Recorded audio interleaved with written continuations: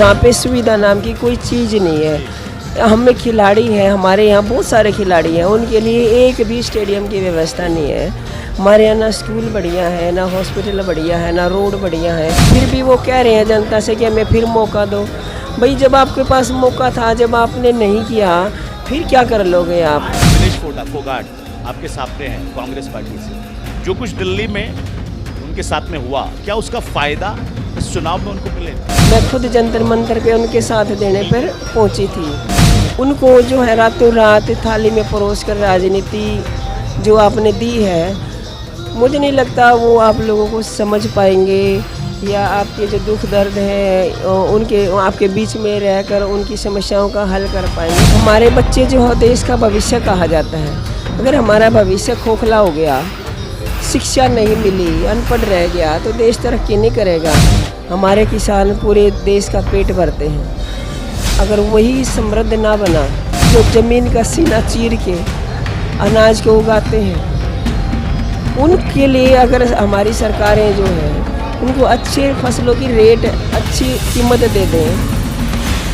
WWE का ring रस्सियों से, मोटी मोटी रस्सियों से बंधा हुआ, सूट सलवार में हिंदुस्तान की एक महिला आती है और चैलेंज देने वाली अपने से 2 गुने वेट वाली महिला को उठा उठा कर पटकती है। मैं बात कविता दलाल की कर रहा हूं, जो कविता देवी के नाम से जानी जाती हैं।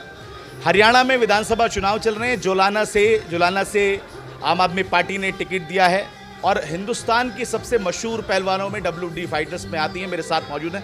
बहुत बहुत स्वागत है पहले आपका कविता जी नाव नेडा में। धन्यवाद आपका, सभी दर्शकों को राम राम। और शुरुआत हम यहाँ से करना चाहेंगे, एक रिंग में जब आप लड़ी, उस रिंग से यहाँ तक लड़ने का सफ़र, क्योंकि पहले तो आप लड़ी देश के प्राइड के लिए, अब आप लड़ रही हैं अपने लोगों के लिए, उनको सुविधाएं देने के लिए, कैसा रहा? देखिए, रिंग की बात अलग है, वहाँ भी बड़ों का आशीर्वाद रहा और नाम रोशन कर पाए, और उसी आशीर्वाद के सहारे उन्हीं लोगों के मान सम्मान को बढ़ाने के लिए जब मैं ये देखती हूँ कि मेरा हलका बिल्कुल पिछड़ा हुआ हलका, जहाँ पे सुविधा नाम की कोई चीज़ नहीं है, हमें खिलाड़ी हैं, हमारे यहाँ बहुत सारे खिलाड़ी हैं, उनके लिए एक भी स्टेडियम की व्यवस्था नहीं है। हमारे यहाँ ना स्कूल बढ़िया है, ना हॉस्पिटल बढ़िया है, ना रोड बढ़िया है। आज भी लेडीज जो है पीने का पानी सिर पे मटका रख के दूर दूर से भर के लेके आती हैं। मतलब इतनी पार्टियां राज करके चली गई, उसके बावजूद भी हमारा एक भी काम अगर हल्के में हुआ हो, और फिर भी वो कह रहे हैं जनता से कि हमें फिर मौका दो।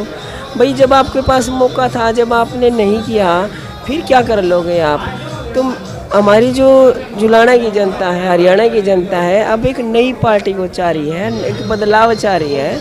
इसलिए आम आदमी पार्टी की जो विचारधारा है वो लोगों के दिल में घर कर गई है कि हमें वही काम चाहिए जो दिल्ली में हो रहे हैं, पंजाब में हो रहे हैं। और इसलिए लोगों ने मुझे आशीर्वाद दिया है कि हमारे हलके की आवाज़ हमारी कविता बनेगी।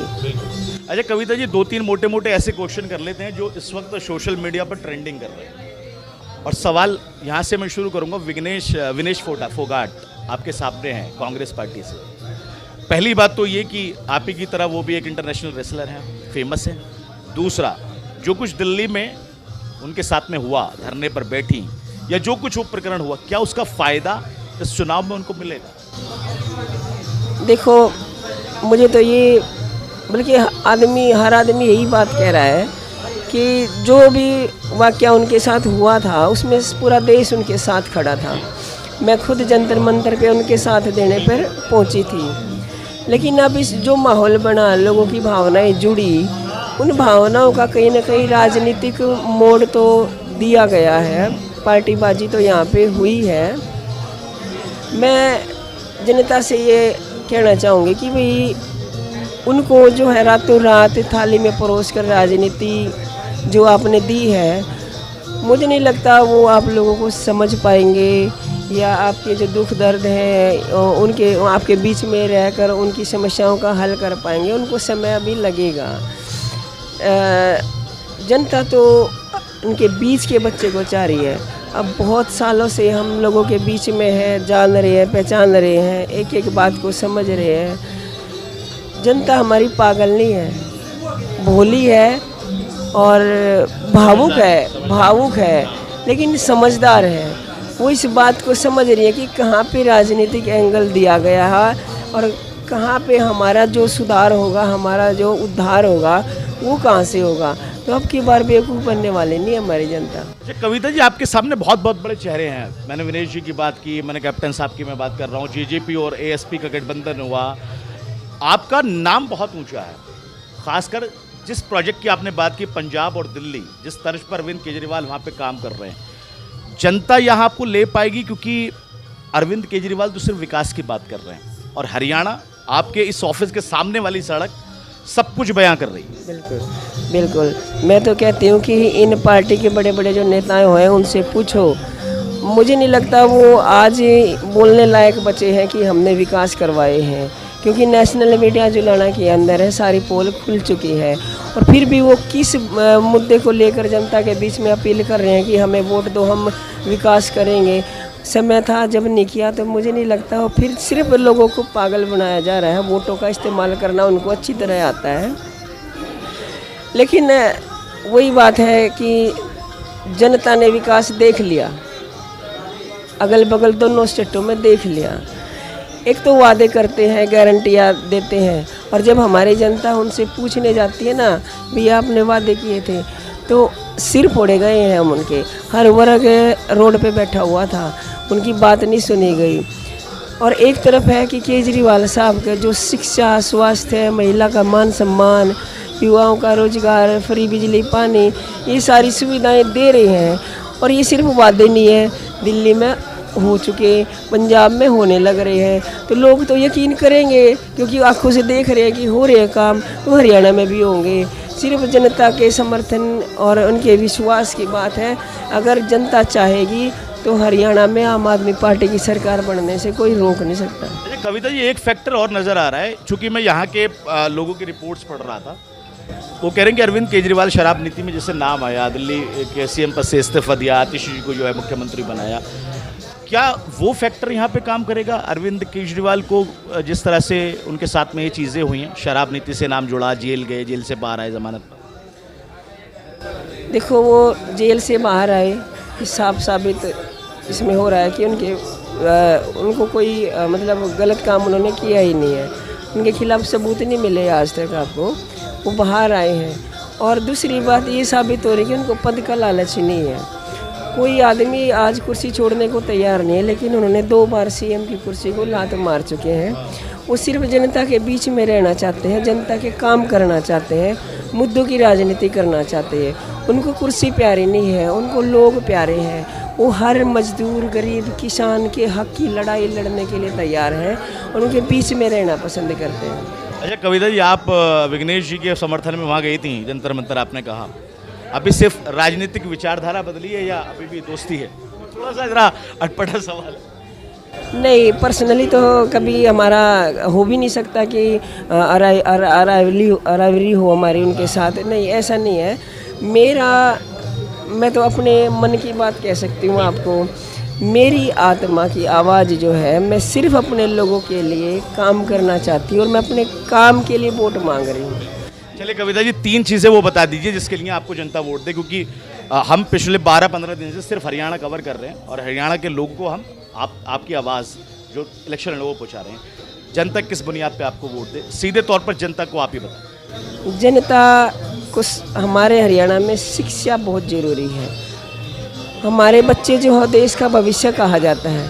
अगर हमारा भविष्य खोखला हो गया, शिक्षा नहीं मिली, अनपढ़ रह गया, तो देश तरक्की नहीं करेगा। हम ऐसा शिक्षा का मॉडल देना चाहते हैं जहाँ गरीब से गरीब का बच्चा भी डॉक्टर और इंजीनियर बनेगा। दूसरा, हम एक ऐसा स्वास्थ्य की सुविधा लाना चाहते हैं, मोहल्ला क्लिनिक जैसी सुविधाएं लाना चाहते हैं जहाँ गरीब भी, जिसका जेब अलाउ नहीं करती है, बीमारी हो जाती हैं, किसी को भी हो सकती हैं, वो अपना बेहतर इलाज करवा पाए, दवाइयाँ मिल पाएँ, टेस्ट अच्छे हो जाएं। तो दूसरा है हमारी बेटियाँ, महिलाएं, उनको बराबर के अधिकार मिले, मौके मिले, पढ़ाई का मौका मिले, खेलने का मौका मिले, मान सम्मान उनका बढ़े, उनकी सुरक्षा की जिम्मेदारी हो। और हमारे यहाँ खिलाड़ियों का बहुत वो रुतबा रहा है हमेशा। खिलाड़ियों के लिए एक ऐसी व्यवस्था मैं करना चाहूँगी, हमारी पार्टी करना चाहेगी कि ऐसे स्टेडियम बने ऐसे कोचिज हो, ऐसी टेक्नोलॉजी हो कि हमारे यहाँ हरियाणा में मतलब हर घर में ओलंपियन पैदा हो। और ये मुश्किल नहीं है, बहुत हार्ड वर्किंग बच्चे हैं हमारे, बहुत मेहनत करते हैं, बहुत लेकिन उनको अवसर नहीं मिल पाते। तो हम ये अवसर जब उनको देंगे तो हमारे बच्चे ऑटोमेटिक जो है आगे बढ़ेंगे। कविता जी, एक आखिरी सवाल। किसान धरने पर बैठे, दिल्ली में भी कई साल तक धरना चला, अभी भी कुछ जगह पर अपनी मांगों को लेकर किसान अड़े हुए हैं। क्योंकि चूंकि हरियाणा की बात कर रहे हैं, हुक्का, किसान ये बहुत ज़्यादा हरियाणा में महत्व रखते हैं। और ज़्यादातर किसान जो है देश का अन्नदाता, उसके लिए क्या करें?